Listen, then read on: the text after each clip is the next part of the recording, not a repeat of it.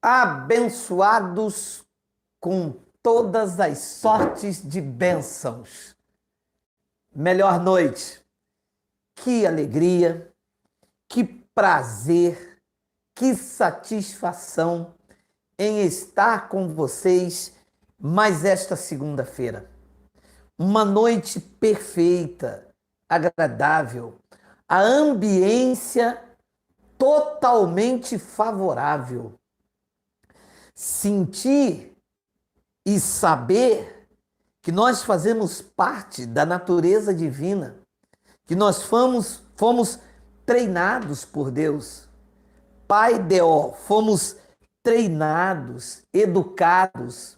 A graça que educa nos fez participante desta natureza divina, capazes de, no meio de uma geração corrompida, extrair o melhor do Evangelho e viver como cabeça em meio ao caos estabelecido. Eu me lembro de um grupo de compositores, pelo menos há 10, 15 anos atrás, queira Deus que eles estejam ainda em pleno sucesso, era a Graça da Garça. Eles cantavam que a garça conseguia entrar no meio do pântano sem sujar as suas plumagens. Assim é a graça de Deus sobre a vida daqueles que têm os olhos iluminados, a mente de Cristo. Eles conseguem andar no meio desse caos estabelecido, desta desordem urbana, deste jogo político e conseguem ter este sorriso, esta paz no sorriso. Como dizia o Roberto Carlos, a paz no teu sorriso, meu sonho realizo e te vejo feliz. Alô, Igreja de Cristo, melhor noite. Sim, a melhor noite. Que bom estarmos juntos. Quero dar boas-vindas aos novos inscritos. Centenas e centenas de pessoas se chegam todos os dias nesse canal, uns para criticar, outros para espionar, outros para fazer parte. Não importa, sejam todos bem-vindos. Os que criticam, os que espionam, não sabem, mas eles colaboram para divulgar nosso trabalho aonde ele não alcança. Portanto, sejam todos bem-vindos, os prós e os contras, aqueles que divulgam por sinceridade e por insinceridade também. Aqueles que divulgam nos fazem crescer, gerando curiosidade nas demais pessoas e se achegam e aqui se identificam. Meu muito obrigado a todos. Ontem tivemos um número bastante reduzido, estamos aqui em sentinela, cumprindo aqui com as ordens sanitárias e o nosso desejo é cumprir cabalmente a nossa obediência, estando submetido às autoridades constituídas. Quero agradecer aos centenas de pessoas que mandaram solicitação. Quero também agradecer ao meu irmão Benedito, que está de férias lá em Emirados Árabes e que mandou para mim mais aquele terno maravilhoso. Meu muito obrigado, meu irmão Benedito. Mandou para mim Sara Malenko e eu aprendi que devo responder Salenko Malá. Se não for isso, Salenko Malá. Tá bom? Meu muito obrigado. Bom, o argumento de hoje é esse que está aparecendo aí. Deus está sendo pego de surpresa? E por que este assunto me veio hoje na hora do meu almoço? Porque os crentes reagem como se a cada dia as novidades deste plano físico chegasse diante de Deus. É como se as tramas políticas, é como se os homens das indústrias farmacêuticas, aqueles que estão atrás do Prêmio Nobel da Medicina, o Prêmio Nobel da Paz, aqueles que estão desenvolvendo, arquitetando, como se eles estivessem preparando algo e que Deus tivesse admirado, espantado, como se Deus levasse um susto. Esta concepção, ela também existe dentro da igreja doutrinal, do sistema doutrinal evangélico. O sistema doutrinal evangélico acha que vai pegando Deus de surpresa. Eu já comentei em um vídeo nosso, quando eu falei de quem é Lúcifer. As pessoas acham que houve uma rebelião no céu. Agora pare e pense, rebelião é algo que se trama às escondidas. Vou me fazer uma rebelião e quando se viu, tomou-se a força, tomou de assalto uma trama para tirar alguém do posto, certo? Então, como é que se houve uma rebelião no céu e Deus estava fazendo o quê? Deus estava roendo as unhas atrás das portas? O Deus estava cuidando do Éden e não sabendo de nada? Nós estamos vivendo numa era da tecnologia, onde as informações são disseminadas com grande velocidade, com uma ligeireza. Eu estou pregando aqui agora, eu sei que o meu irmão Benedito está me assistindo agora no Emirados Árabes. Temos pessoas que nos assistem em várias partes do país e do mundo. Nossa irmã Lili Santos de Espanha, nosso irmão Bira de Massachusetts, nosso irmão Renê, que está lá no Japão, e vários irmãos de vários os lugares da cidade do Cairo. Então, nós estamos nesta velocidade da informação. Assim como corre com velocidade o evangelho, corre também a ignorância espiritual, que vai encontrando os incautos e fermentando a mente para que eles não absorvam a verdade do evangelho e viva debaixo desse temor, deste terror psicológico que é a pregação legalista. Ontem eu teci um comentário sobre se o sal tornar insípido, e Jesus de Nazaré estava dizendo isso aos discípulos, que eles eram o sal da terra naquele momento, eles eram um verdadeiro sal que deveriam dar o sabor à vida. Mas ele disse, olha, se o sal tornar insípido, nada mais presta. Se a mensagem for uma mensagem salgada demais, ou até mesmo sem sal, é melhor, vai ser lançado fora, porque não vai ter como restaurar o sabor. Então, eu vejo as pessoas preocupadas com o que vai ser. E por que é que me veio este argumento esta noite com vocês, que são maduros no entendimento, que sabem perfeitamente que Deus nunca perdeu o controle e nunca perderá, senão ele deixa de ser quem nós conhecemos que ele é. Porque as pessoas dizem assim, Jesus não vem esperando que todos se convertam, dependendo de que um homem se converta, como se ele não soubesse quem lhe pertence. Então, na ótica da pregação humana, pastores, são eles que vão salvar alguém e Deus não sabe quem é. Então, eles é que tem que fazer um evangelismo, eles é que tem que fazer um culto, a busca do Espírito Santo, elaborar uma pregação cheia de medo, para a pessoa ser coagida a se tornar um cristão. Então, isto aqui é a mesma coisa que dizer, Deus não sabe o que vai acontecer. Depende da ação do culto, depende do pregador. O pregador esta noite ganhou 3 almas para Jesus. 3 pessoas se converteram e aceitaram a Jesus. E se não aceitassem, Jesus poderia vir e ele ir para o inferno. Isto é dizer que Deus desconhece o cronograma da vida. Isto é dizer que Deus não é onisciente, que Deus é limitado à visão do homem, que Deus vê como vê o homem. Isto é de uma ignorância espiritual, é esquadrinhar o entendimento, é reduzir Deus à mente humana. Ele disse por meio do profeta: ao que vocês me comparareis? É a isto que vocês me comparam. Então, significa que a vida de um homem depende da eloquência de um pastor, depende da sua capacidade retórica, do seu conhecimento teológico para trazer aquela pessoa para ser salva?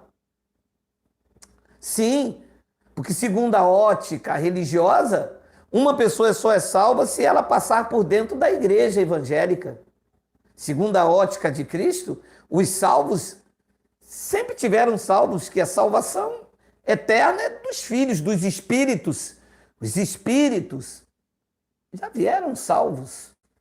Enquanto humano, enquanto revestido de carne, a salvação é na mente. Salvação é uma mudança, é uma metanoia.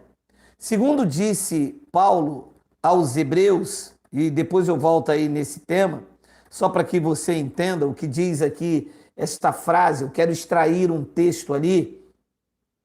Olha o que diz Hebreus, capítulo 2, leia a frase: visto, pois, que os filhos se referem aos filhos de Deus, a mim e a você, diz que eles têm participação comum de carne e sangue.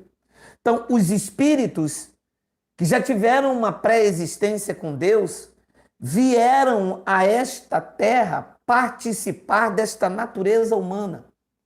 Preste atenção na coisa linda que eu vou comunicar com você esta noite. Esta carne, isto que você vê no espelho, isto que os homens chamam de Geraldo, outros chamam de Gerson Barbieri, outros que chamam de Adailto, de Hudson Sampaio, esta matéria humana, isto é, um veículo que Deus pegou emprestado para colocar o filho dele. Os filhos de Deus não são a carne é a junção entre um homem e uma mulher. Deus é pai dos espíritos. E dentro desta carne, chamado Geraldo, Jaqueline, Cris Ribeiro, Lima, Adailto Dias, Paulo Neves, Miguel Ângelo aqui do Rio, esta carne está emprestada como um veículo para que os filhos, o Espírito de Deus, venha se locomover neste plano físico. Este é o grande mistério do entendimento.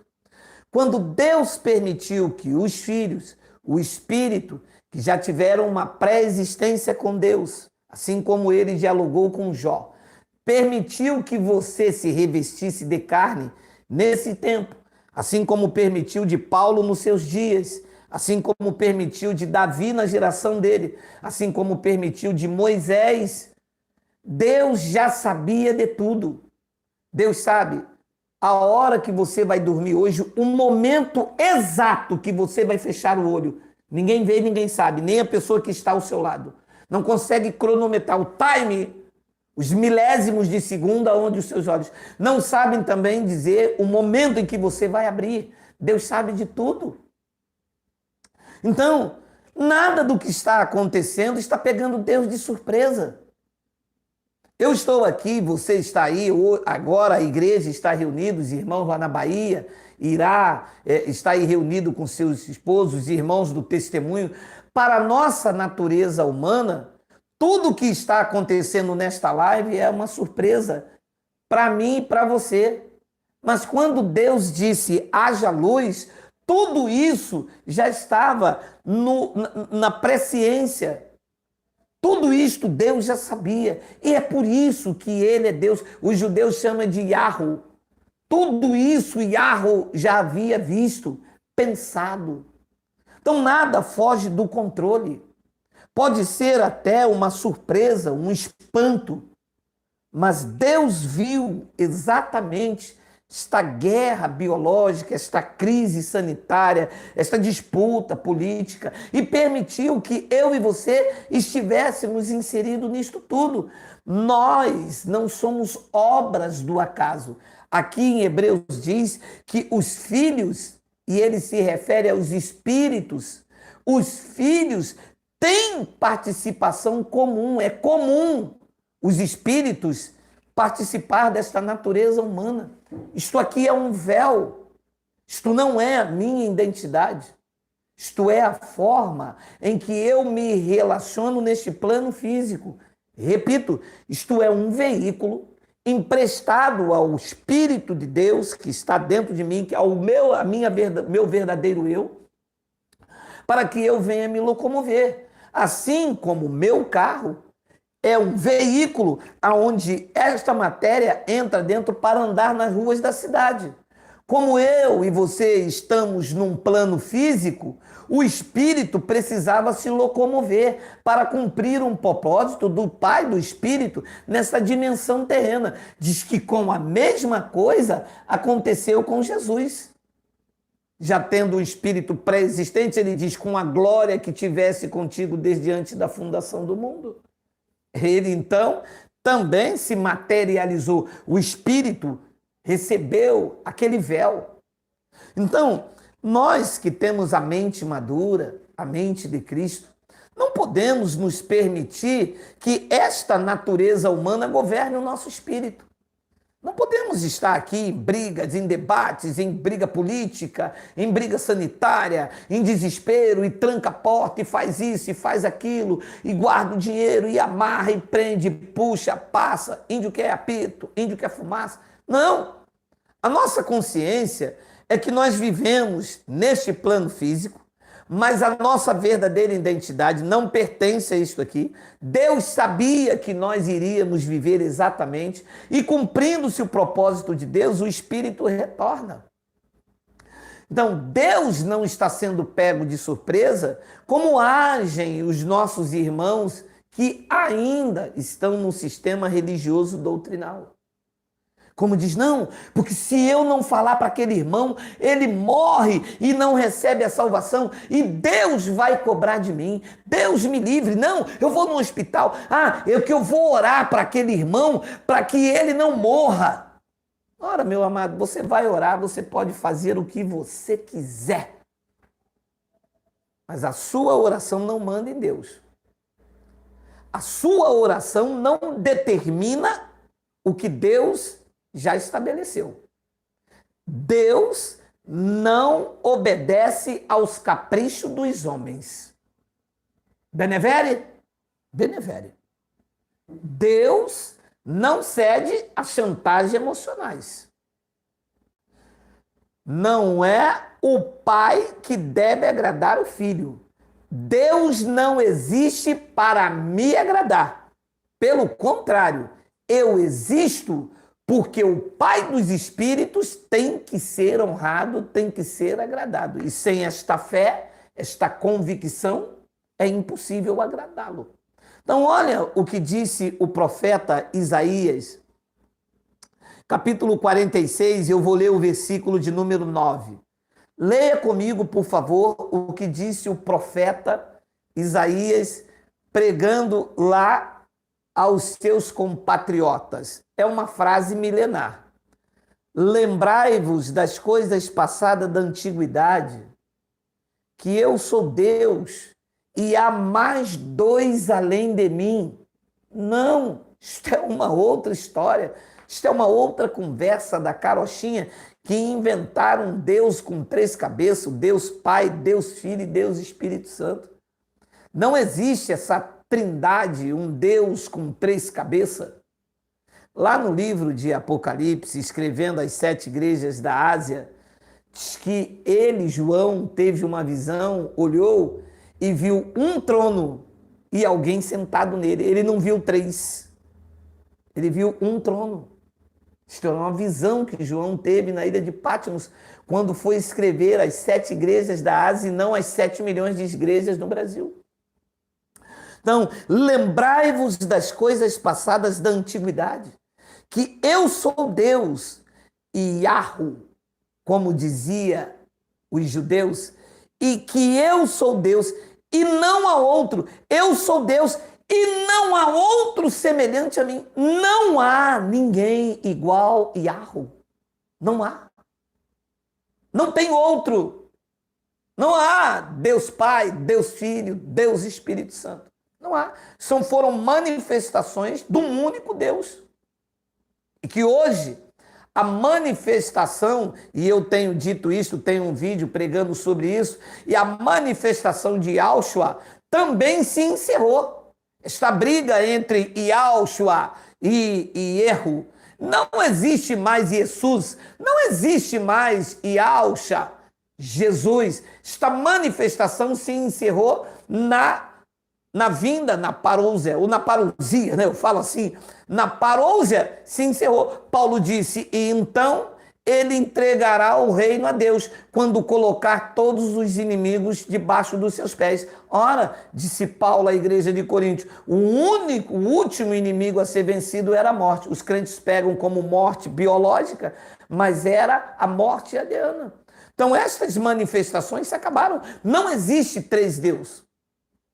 Quando Paulo diz, eu vivo na fé do Filho de Deus, é porque Paulo estava esperando a última manifestação do Filho do Homem que veio como juízo para Israel. Já pregamos sobre isso. Mas o tema aqui diz respeito ao versículo de número 10, leia, que desde o princípio anuncio o que há de acontecer. Não é o que os pastores querem. Não é o que a missionária leu naquela bola que ela tem, porque ela diz que é missionária, mas tem uma bola de cristal, onde ela joga um búzio, onde ela vira na ciranda, cirandinha, vamos todos cirandar, balá, balá. Não é isto. Ele diz que desde o princípio eu anuncio o que há de acontecer, e desde a antiguidade as coisas que ainda não sucederam, e que digo, Yahu disse, o meu conselho permanecerá de pé e farei toda a minha vontade. Deus não cede aos caprichos dos homens. É por isso que a expressão judaica, e que, se eu não me engano, no livro de João, disse, o homem só pode ter o que do alto lhe for dado. A guerra por possuir, por querer de Deus, não entende que não é a minha vontade que prevalece, é a dele. Então, nas entrelinhas desta frase, o meu entendimento enxerga ou ouve o som me fazendo entender que Deus não corre o risco. Ele conhece o fim das nossas vidas, das nossas histórias. Eu é que posso, na minha trajetória humana, correr riscos, alguns desnecessários, alguns ousados, alguns dos empreendimentos. Eu é que posso, na minha trajetória física, neste veículo emprestado ao meu espírito perfeito, é que às vezes eu posso tomar os pés pelas mãos, tenho até o direito de escolha, de escolher esse relógio, de botar esse blusão, de amanhã dormir mais tarde. Eu é que neste veículo emprestado posso tomar os pés pelas mãos e acabar suportando dores indevidas. Mas Deus não corre riscos. Deus não é pego de surpresa.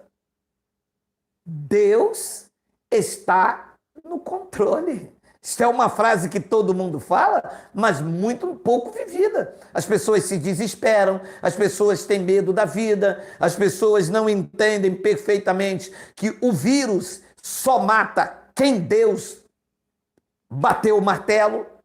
O vírus não é dono da vida, o dono da vida é Deus. Morreu é porque Deus disse, vem. Não existe, nenhum dos planos de Deus podem ser frustrados. Esta é que é uma realidade. Mas quando eu não tenho uma mente segura, eu me pego a matéria e sofro. Meu cachorro Lulu morreu. O cachorro não era seu, cara. Você não veio com nada. Essa matéria... minha mulher morreu. Que mulher, cara. Aquilo era um veículo emprestado ao espírito que estava nela e um dia vai embora. A minha esposa, eu já disse, olha, não se apegue muito à minha matéria de uma forma exagerada. Tire proveito, ame, Beijo muito gostoso, porque vai haver uma hora que esta matéria, que tem prazo de validade, cheia de debilidades e que tem hora e dia marcado para sucumbir, deitar, isto, o verdadeiro eu, o verdadeiro sentido da minha vida, volta. Volta dela, volta o teu, volta do outro, volta do outro. Nós sofremos porque nós vamos nos pegando, nós vamos amando a matéria, desconhecendo o verdadeiro sentido do que tem dentro. Se nós conhecêssemos mais o lado espiritual de cada um, a guerra cessaria. O ódio e a disputa ficaria em segundo plano. Mas é que nós somos pegos à matéria, achando que também pegamos Deus de surpresa. Eu vou fazer algo porque isto é da vontade de Deus. Nós não conhecemos a vontade de Deus na sua essência, senão não seríamos tão egoístas. Nós não seríamos tão materialistas. Nós não disputávamos mais do que deveríamos nos doar. Nós não conhecemos de verdade o poder sobrenatural que está na nossa vida. Senão usaríamos para o bem e não para discutir o que é certo. Porque enquanto você discute o que é certo, deixamos de fazer o bem. Que isto sim é a essência da natureza divina em nós. Então Deus não é pego de surpresa, ele não cede às chantagens. Esse versículo diz algo interessante na entrelinha, como eu disse, que desde o princípio anuncia o que há de acontecer, e desde a antiguidade as coisas que ainda não sucederam. E que digo, o meu conselho permanecerá de pé, e eu farei toda a minha vontade, disse Yahweh aos judeus. Toda. Isto deve ficar estabelecido. Isto deve ficar claro, que eu estou vivendo no presente século, segundo a vontade de Deus. Eu, às vezes, o meu eu em mim. Guarde bem essa frase que eu vou falar sobre isso amanhã na confissão de fé. O meu eu em mim. O meu eu espiritual em mim, matéria, por diversas vezes vai se desconectando daquilo que é o centro da vontade do Pai, e por vezes eu sou disciplinado, sou açoitado, golpeado, vou aqui me rebentando todo, até ele me ajustar, me treinar, para que eu participe da sua natureza divina e aprenda que eu não devo ser apenas um símbolo que retine. Eu não devo ter fé a ponto de transportar aos montes. Eu não posso ter e conhecer toda a ciência e ser vazio, ser oco, sem entender que a vontade de Deus é que vai prevalecer na minha vida. Não adianta lutar, não adianta querer aquilo que Deus não vai me dar. Não adianta querer conquistar aquilo que Deus não tem para mim. Não adianta.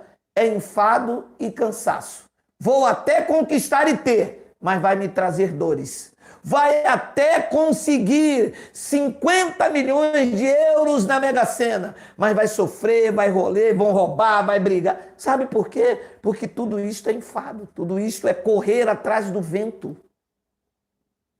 Então, Paulo disse algo a Timóteo, eu precisaria ler o texto e o contexto, mas você entende que nós estamos tratando de um assunto para te deixar seguro, que nada vai sem Deus não buscar. Nada vem se não for Deus a trazer. Nada fica se não for Deus a estabelecer. O assunto aqui é isso. É gerar em você convicção de que tu és um espírito revestido de carne. É mostrar a você a soberania perfeita de Deus. Que Deus não está como uma lâmpada de Aladim, onde os pastores esfregam, e depois dos tambores tocar, o gongá, e depois dos atabaques, pum! Façam 3 pedidos. Deus, abençoa a tua serva, visita o teu filho, envia agora anjos naquele hospital, mas nunca aconteceu isso. Você leu o que ele disse aos judeus? Eu farei toda a minha vontade. Paulo, explicando sobre a eleição, Paulo disse, olha, ele disse, o mais moço será Senhor, quebrando o protocolo. Os gêmeos não eram nascidos. Ele disse, eu amei Jacó, me aborreci de Esaú. Alguém gritou em Roma, então a injustiça da parte de Deus. Paulo disse, não. Porque ele disse a Moisés, eu terei misericórdia de quem me aprouver ter misericórdia. Fui eu que levantei Faraó. Então, esta soberania, esta segurança de que eu estou aqui porque ele permitiu que o meu espírito se revestisse de carne. É preciso entender e descansar que o Pai dos espíritos está no controle absoluto. Então, Paulo disse em Timóteo, depois de dizer algumas coisas, eu já estou terminando com a live, Paulo disse, entretanto, o firme fundamento de Deus permanece tendo este selo, tendo esta garantia, tendo este lacre. O Senhor conhece os que lhe pertencem. E mais, aparte-se da injustiça. Todo aquele que professa o nome do Senhor, todo aquele que é dele, todo aquele que tem esta natureza divina, todo aquele que foi revestido desta matéria, Paulo disse, aparte-se da injustiça, todo aquele que professa o nome do Senhor. E a Bíblia Viva, se não couber aí, eu volto novamente. Eu acho que coube aí. Deu aí? Olha lá. Versículo, entretanto, aqui eu já expliquei, né? A verdade de Deus continua firme, como uma grande rocha e nada a poderá abalar. Ela, a verdade de Deus, é um alicerce sobre o qual estão escritas estas palavras. Olha, as palavras que estão como um alicerce. O Senhor conhece aqueles que realmente são deles. Veja o que diz esta palavra. O Senhor conhece os que realmente são dele. E alguém que se chama cristão não deve fazer coisas erradas. Então, isso aqui é um selo. Eu não preciso me desesperar. Tenho dito há 8 meses, fui ver mensagem de 8 meses. Nós não estamos aqui contra aquele pastor que faz fogueira bamba. Não é contra ele, é contra o que ele ensina. Nós não estamos aqui como um pastor que me persegue lá de Roraima. Eu não estou contra ele, é o que ele ensina. E tem mais, não sou contra as pessoas que seguem o ensinamento. Segue quem quiser, não quero impor a ninguém, não quero obrigar a ninguém, eu não vim para isso. Na realidade, eu não vim para fazer nem melhor, nem pior, nem igual, nem diferente. Eu vim fazer o que só eu posso fazer, assim como só você pode fazer, só aquele outro pode fazer. Você em Blumenau, você em São Paulo, você na Bahia, você no Rio de Janeiro, você em Petrópolis, Teresópolis, você no Zaire, na Ruanda, você na cidade do Cairo, você aí, meu irmão Benedito, em Saramalenco.